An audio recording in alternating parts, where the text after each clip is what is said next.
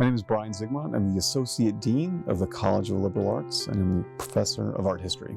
I frequently teach classes for the honors program that look at film and film criticism. Teaching film classes is kind of a special gift because nobody signs up for it by accident, and most people actually like movies before they take the film class. Filmmaking is photography writ large over a period of time, but also incorporates elements of sound. So when I think about the intentionality of movie making, they interact with aesthetics. They do all of the things that art has caused people to do over the course of thousands of years. And because of the interest in beauty and intentionality, filmmaking is, I think, one of the great forms of art of the last 100 years.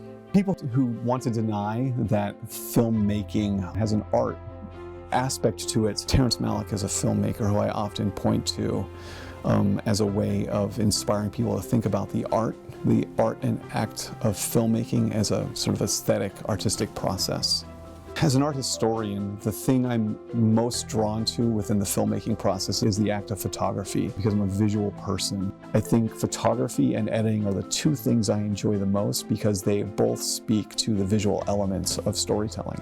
I think the greatest movie ever made is a movie called Tokyo Story by a Japanese filmmaker named Ozu. And it's this beautiful, poignant look at fathers and children and death and longing and the separation of time. And I think what makes that movie so profound for me and such a perfect bit of filmmaking is the ways in which it's able to speak to the same viewer differently over the course of several years of their life. Nostalgia is a powerful thing, and so in a lot of ways, the movies that I love the most now, those that are at the top of my top 10 list, many of them are the ones that I fell in love with as a kid. And when I was about 7 years old, we got cable. This was like back in the days of like cable. And there was a cable network called TBS, Turner Broadcasting System. And on TBS, quite frequently, was a movie called Raiders of the Lost Ark. I'm not sure exactly how Indiana Jones spoke to the special nerd that was my 7-year-old self. He was an archaeologist. I don't know what that meant other than he went outside, he took care of the bad guys, he found treasure, and he was cool.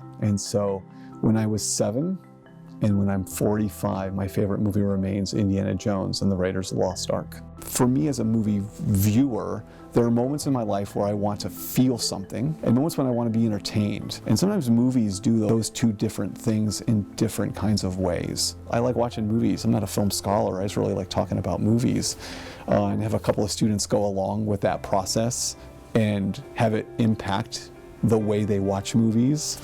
It's been really kind of fulfilling to be a part of.